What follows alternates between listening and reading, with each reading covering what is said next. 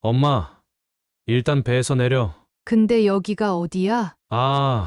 그냥 한적한 섬이야. 사람 없어서 조용하고 좋다니까. 어머님, 이거 드시면 피로가 싹 풀려요. 고맙다, 며느라기야. 저는 그 차를 마셨고 눈을 감는 순간 완전히 정신을 잃었습니다. 눈을 떴을 때는 이미 아들과 며느리, 손주는 사라지고 없었습니다. 남겨진 건 텅 빈 텐트와 제 앞에 놓인 작은 쪽지 한 장뿐이었어요. 어머니, 절대 살아서 나올 생각하지 마세요. 안녕하세요.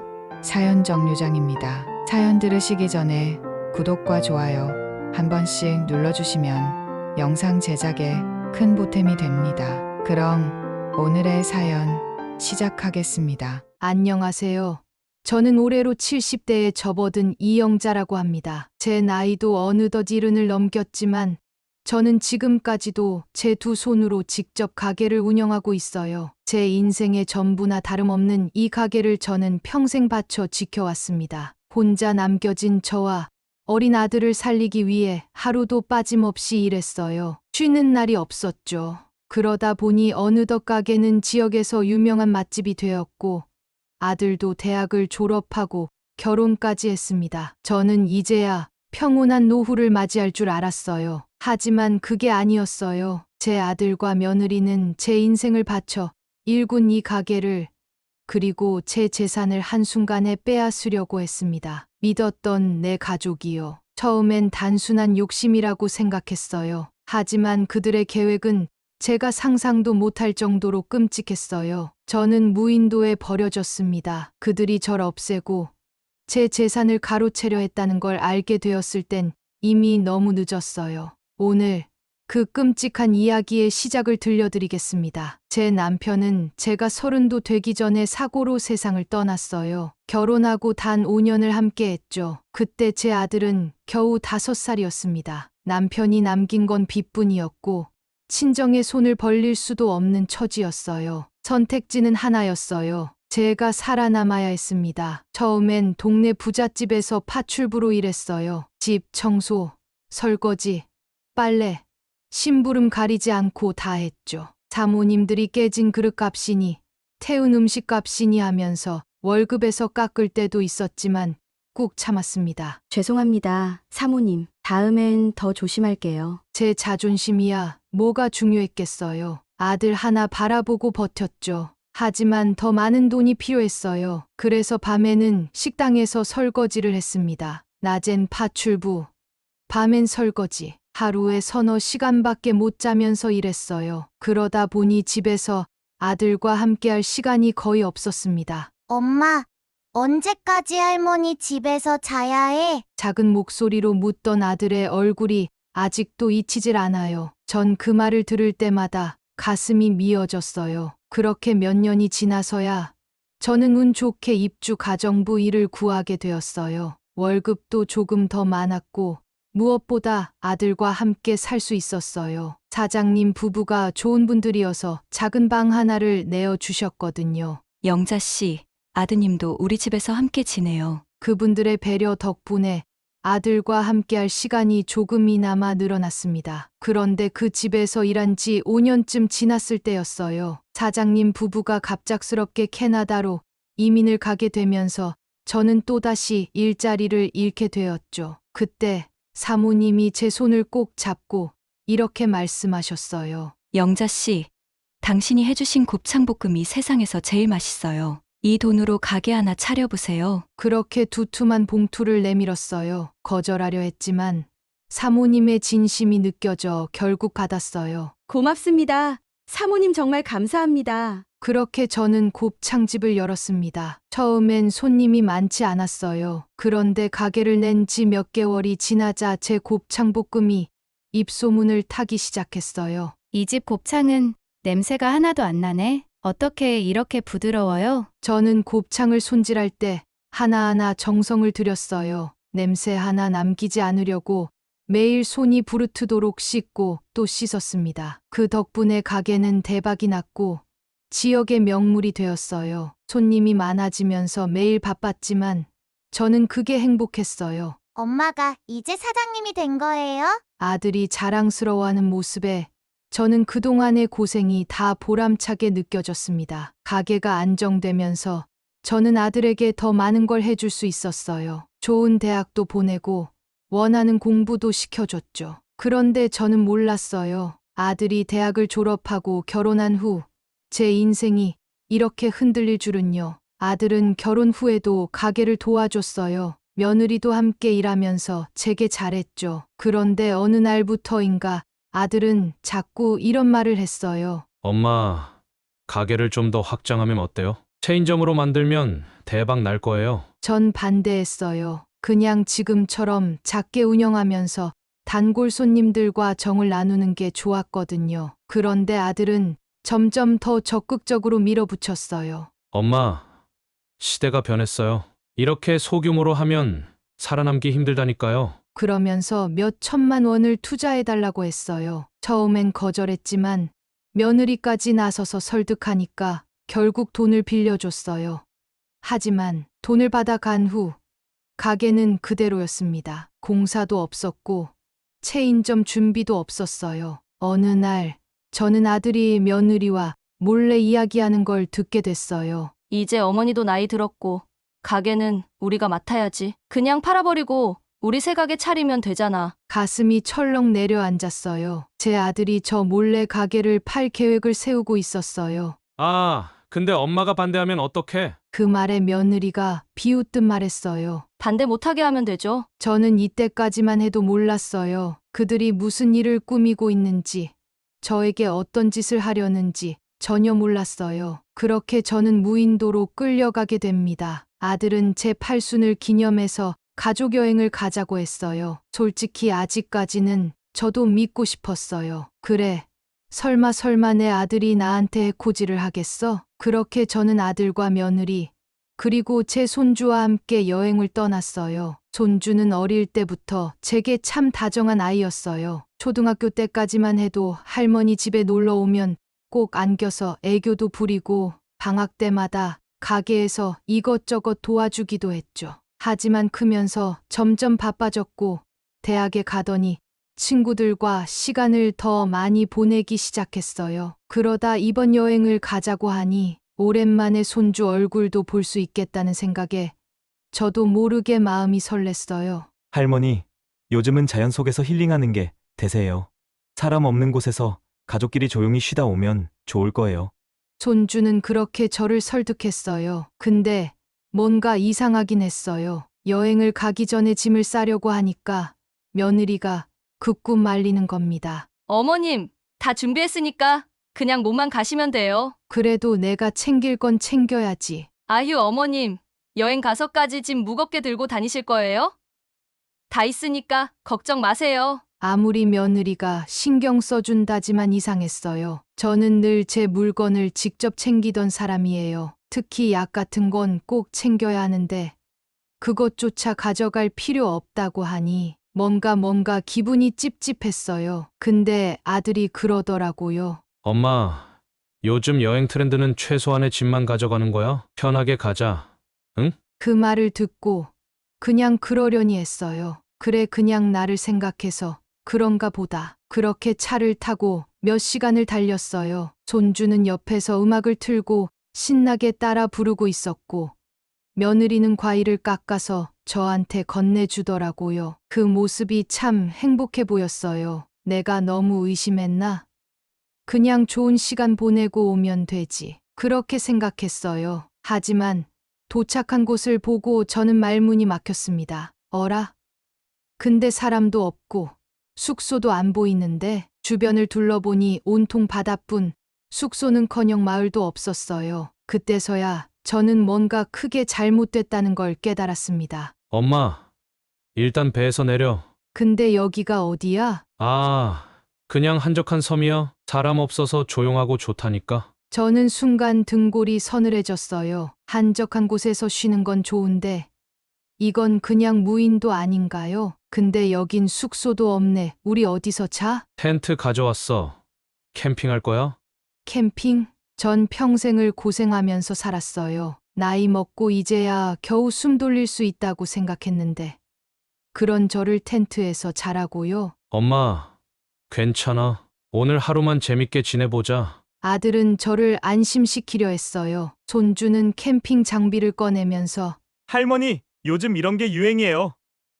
하고 신나 보였어요. 그래, 오늘 하루만 견디면 되겠지. 근데 그 하루가 제게는 지옥의 시작이었습니다. 그날 밤, 저녁을 먹고 나서 며느리가 저한테 따뜻한 차를 건넸어요. 어머님, 이거 드시면 피로가 싹 풀려요. 그리고 저는 그 차를 마셨고 눈을 감는 순간 완전히 정신을 잃었습니다. 눈을 떴을 때는 이미 아들과 며느리, 손주는 사라지고 없었습니다. 그들이 준비했던 텐트와 음식, 짐도 전부 사라졌고 남겨진 건 텅 빈 텐트와 제 앞에 놓인 작은 쪽지 한 장뿐이었어요. 어머니, 절대 살아서 나올 생각하지 마세요. 그 순간 제 머릿속이 새하얘졌어요.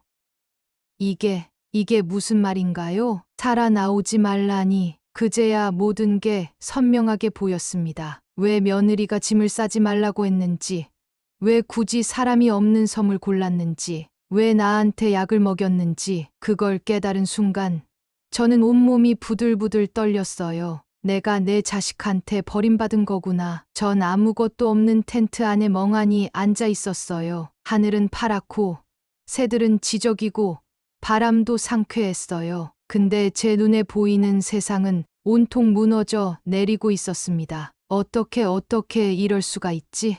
전 평생을 아들을 위해 살았어요. 남편이 일찍 떠난 뒤로 내 한 몸 희생해서라도 자식 하나만은 사람답게 키우려고 했어요. 근데 이게 뭔가요? 아들은 결국 저를 버렸습니다. 하지만 그렇게 가만히 있다가는 정말 여기서 죽을 것 같았어요. 그래서 저는 일어나서 할 수 있는 것부터 하기로 했어요. 살아야 해. 나는 여기서 죽을 수 없어. 제일 먼저 한 건 HELP라는 글씨를 모래사장에 새기는 거였어요. 근데 파도가 오면 금방 지워질 것 같아서 주변에서 나뭇가지를 모아 더 크게 HELP를 만들었어요. 그 다음엔 물이 문제였어요. 이대로 있으면 탈수로 쓰러질 게 뻔했어요. 다행히 전에 텐트 안에 있던 물통이 하나 남아 있어서 빗물을 받아서 마시기로 했어요.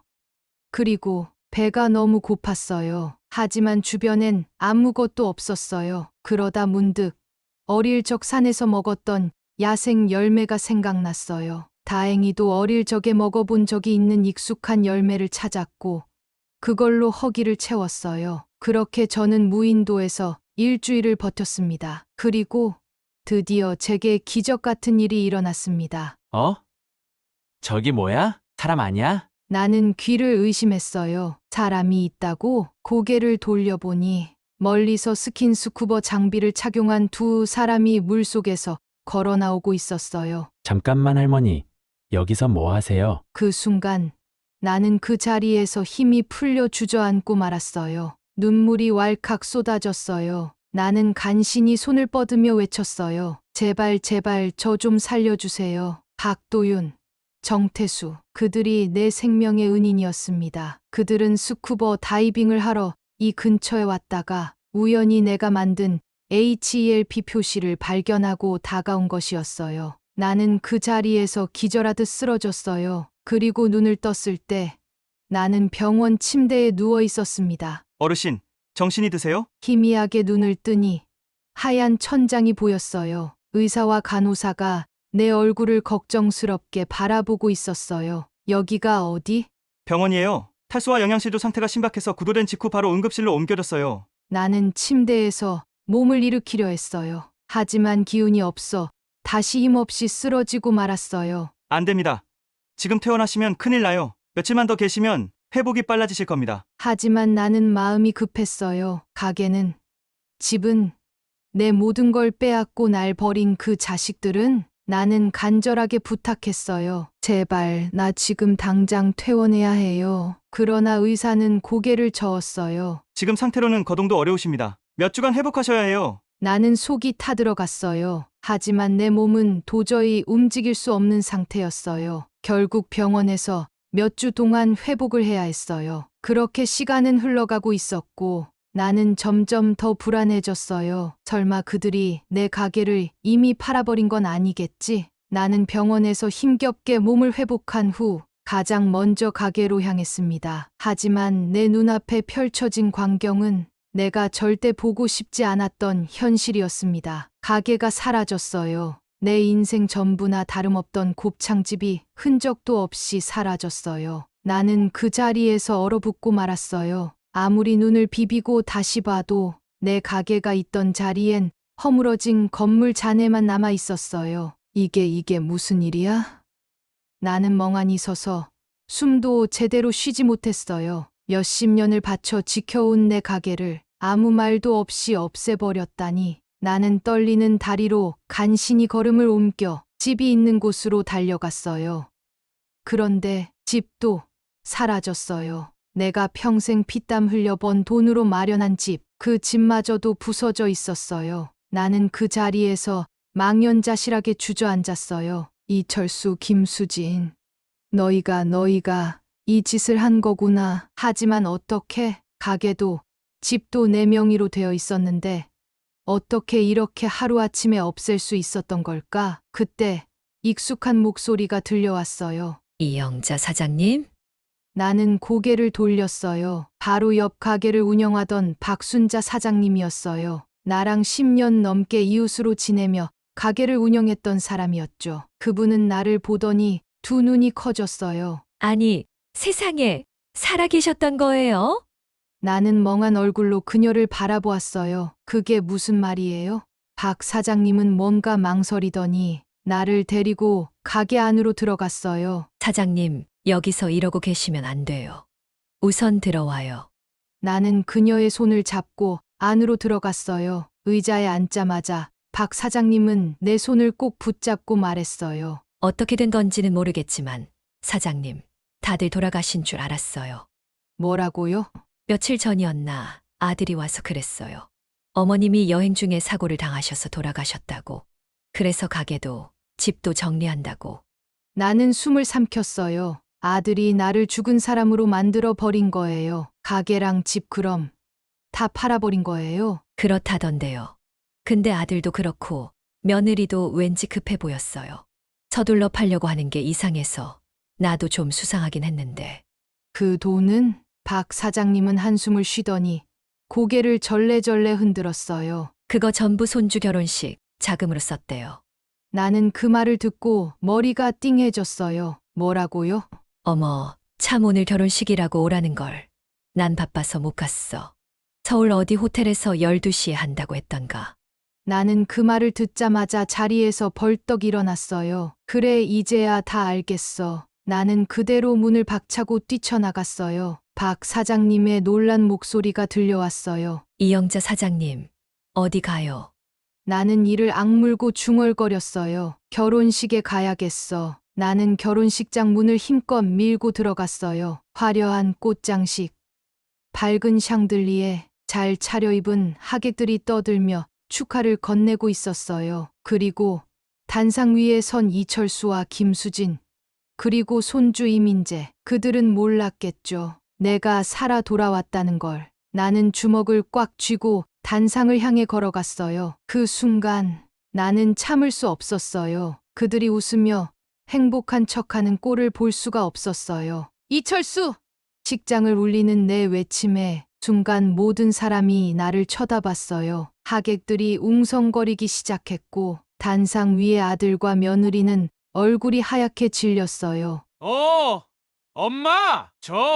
저게 누구야? 나는 한 걸음 한 걸음 앞으로 나아갔어요. 아들의 표정은 점점 더 당황스러워졌어요. 며느리는 그 자리에서 얼어붙었어요. 손주는 어리둥절한 표정으로 날 바라봤어요. 그때 사회자가 마이크를 잡고 멈칫하더니 뭔가 이상한 기색을 보였어요. 잠깐만요. 그 사회자는 손주의 친구였어요. 어릴 때 우리 집에 자주 놀러 왔던 녀석이었죠. 그 친구는 당황한 듯 나를 쳐다보더니 뭔가 깨달은 듯한 표정을 지었어요. 저 할머니? 이민재 할머니 아니세요? 그 말에 하객들은 더 술렁이기 시작했어요. 나는 아들을 노려보며 한마디 했어요. 어머니를 죽이고 남의 돈을 훔친 놈이 이 자리에서 웃고 있으면 안 되지 않겠니? 식장 안의 공기가 얼어붙었어요. 아들의 얼굴이 새하얗게 질렸어요. 엄마. 이게 무슨... 나는 코웃음을 쳤어요. 어디 한번 말해봐라. 내가 어떻게 죽었는지, 언제 장례식을 치렀는지, 어떤 보험금을 탔는지, 어디 한번 똑똑히 설명해보라고. 아들과 며느리는 아무 말도 못했어요. 손주는 당황해서 주위를 둘러봤어요. 사회자는 그제야 상황을 완전히 깨달았어요. 설마 했는데 그는 마이크를 잡고 크게 외쳤어요. 여러분, 지금 이 결혼식 뭔가 이상합니다. 그 순간 결혼식장 문이 열리면서 경찰이 들어왔어요. 나는 주머니에서 구겨진 종이 한 장을 꺼내 들었어요. 아들이 무인도에서 남긴 쪽지. 경찰님, 여기 이게 증거입니다. 경찰은 종이를 받아 들고 읽었어요. 그 안에는 분명한 필체로 이렇게 적혀 있었어요. 어머니, 절대 살아서 나올 생각하지 마세요. 그 순간 경찰이 아들에게 다가가 수갑을 채웠어요. 이철수 씨, 김수진 씨, 살인 미수 및 사기 혐의로 체포합니다. 나는 그들을 가만히 내려다봤어요.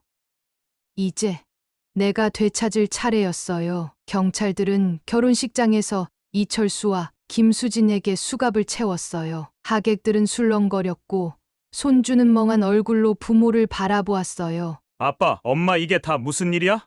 하지만 그들은 대답하지 못했어요. 나는 그들을 가만히 내려다보며 조용히 한마디 했어요. 이제 거짓말을 해봐라. 끝까지 속일 수 있는지. 나는 경찰들과 함께 경찰서로 향했어요. 파출소에 도착하자 담당 형사가 내게 물었어요. 어르신, 신고 내용이 살인 미수라고 하셨는데 가족 문제 아닌가요? 나는 손에 쥔 구겨진 쪽지를 경찰에게 내밀었어요. 이게 뭔지 읽어보세요. 경찰이 쪽지를 펼쳐 읽었어요. 어머니, 절대 살아서 나올 생각하지 마세요. 그의 얼굴이 순간 굳어졌어요. 이거 누가 쓴 겁니까? 나는 아들을 가리키며 말했어요. 저놈이요. 제 친아들이요. 하지만 아들은 비겁하게도 끝까지 발뺌했어요. 아니에요. 엄마가 오해하시는 거예요. 저는 그냥...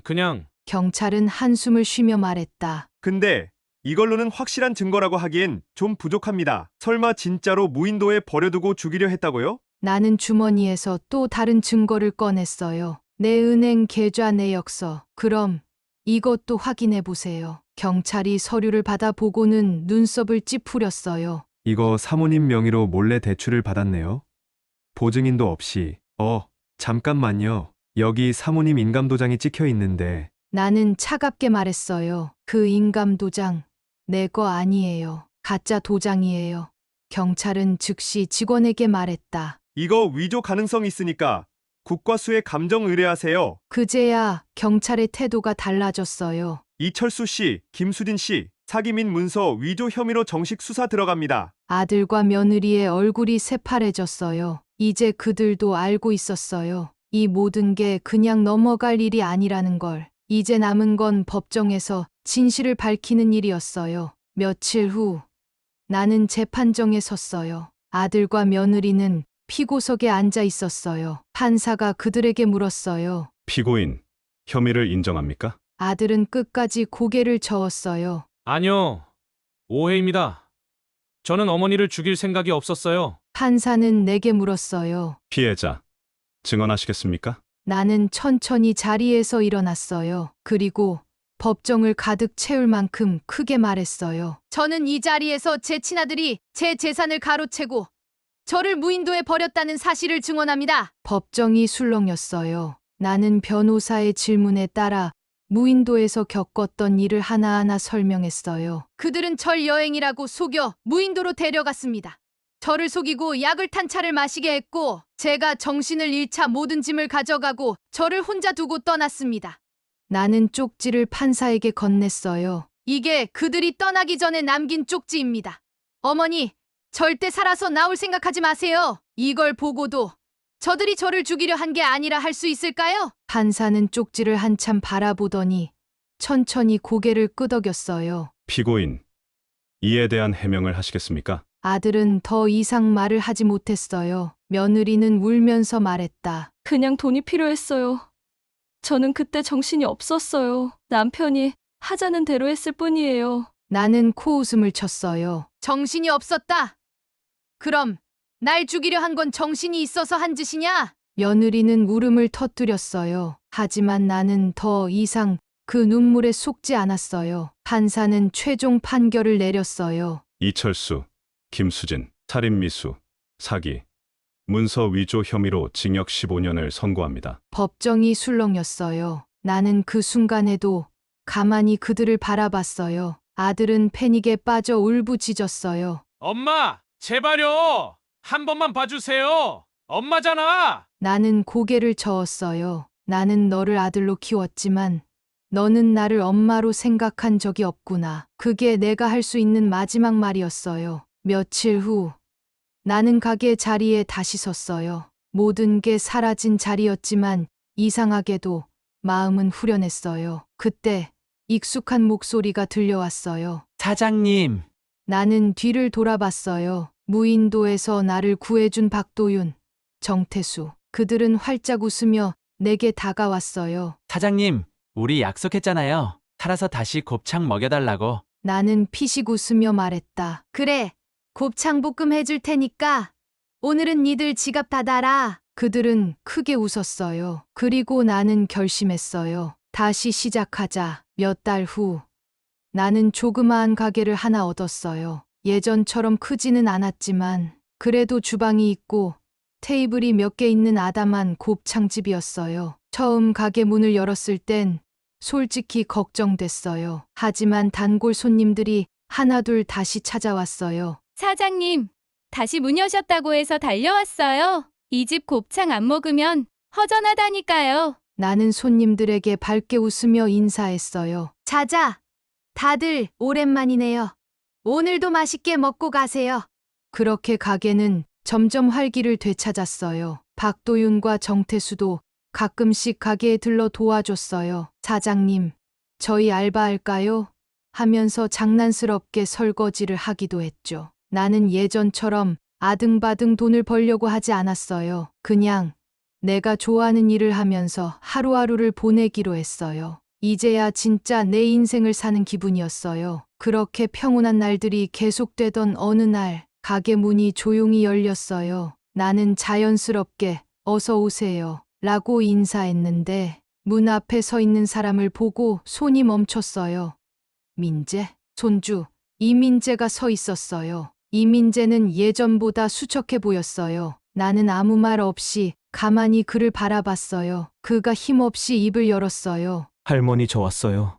나는 말 없이 테이블을 가리켰어요. 앉아라. 여기까지 왔는데 그냥 돌려보낼 순 없지. 그는 조심스럽게 테이블에 앉았어요. 한참 동안 아무 말이 없었어요. 그러다 결국 떨리는 목소리로 말을 꺼냈어요. 할머니 죄송해요.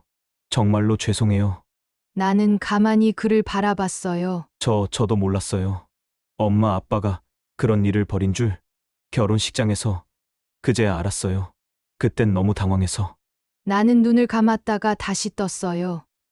그래. 그래서 내 결혼은 어떻게 됐냐? 그는 고개를 푹 숙였어요. 파혼됐어요. 여자 쪽에서 당연히 결혼 못하겠다고. 이제 저도 직장 다니면서 빚 갚고 있어요. 나는 쓴 웃음을 지었어요. 그래?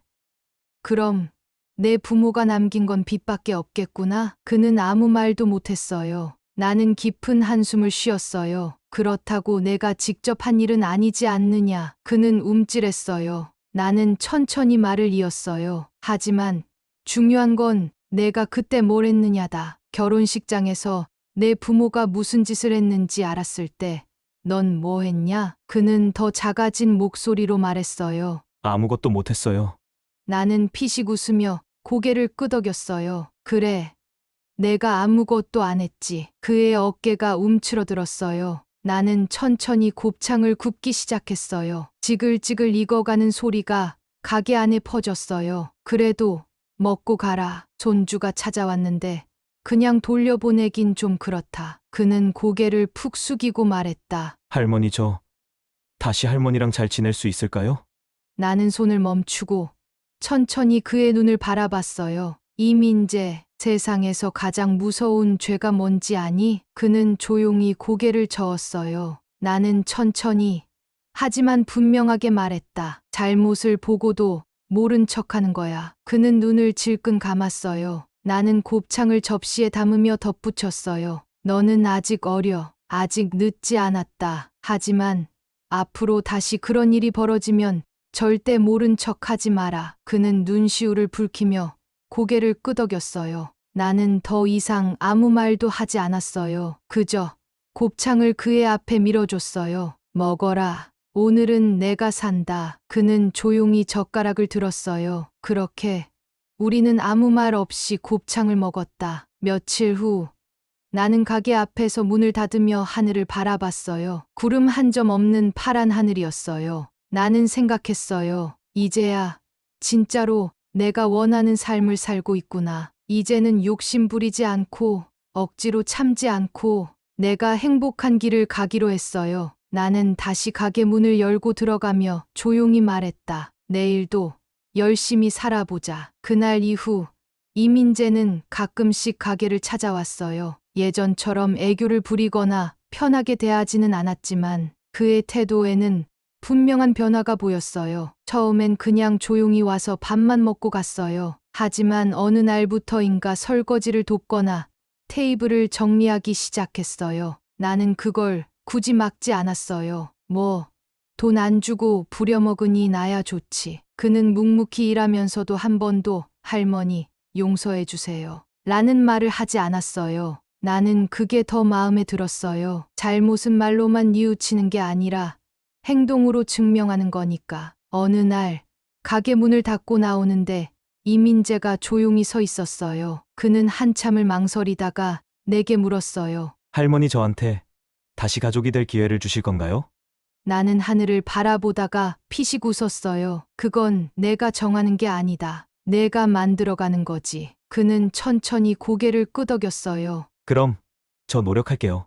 그날 처음으로 나는 손주의 등을 한번 두드려줬어요. 그래, 내 알아서 해라. 나는 여전히 가게를 운영하고 있어요. 예전처럼 힘들게 일하지는 않아요. 이제는 하고 싶은 만큼만, 내 건강이 허락하는 만큼만. 어느 날은 박도윤, 정태수가 와서 가게 일을 거들고, 어느 날은 손주가 찾아와 테이블을 닦고 가고, 또 어느 날은 단골 손님들이 찾아와 사장님, 오래오래 장사하세요. 하고 웃고 가요. 그리고 나는 그 모습을 보며 생각해요. 아, 이 정도면 괜찮구나. 사람들은 가끔 내게 묻곤 해요. 사장님, 그 아들과 며느리는 용서하셨어요? 나는 그냥 웃으며 대답해요. 그걸 내가 할 필요가 있나? 그 사람들은 자기들 인생의 벌을 알아서 받고 있을 텐데. 사람이 평생을 살면서 가장 중요한 건 돈도 성공도 아니에요. 나는 그걸 너무 늦게 깨달았어요. 가족이라도 잘못하면 멀어질 수도 있는 거고, 남이라도 진심이면 가족보다 가까워질 수도 있는 거다. 나는 더 이상 과거를 붙잡지 않기로 했어요. 그저 오늘 하루 맛있는 곱창을 만들고 손님들에게 따뜻한 밥 한 끼를 대접하는 것. 그게 지금의 내 행복이에요. 이제는 정말 내 삶을 살 거예요. 나는 가게 문을 닫고 하늘을 바라봤어요. 오늘따라 저녁 노을이 참 예쁘더라고요. 내일은 또 어떤 손님들이 찾아올까? 손주는 또 와서 설거지를 해줄까? 박도윤과 정태수는 언제쯤 곱창 얻어먹으러 올까? 나는 문득 조용히 미소를 지었어요. 그래, 내일도 열심히 살아보자. 오늘도 사연 정류장에서 사연 들어주셔서 감사합니다. 재미있게 들으셨다면 구독과 좋아요 부탁드립니다.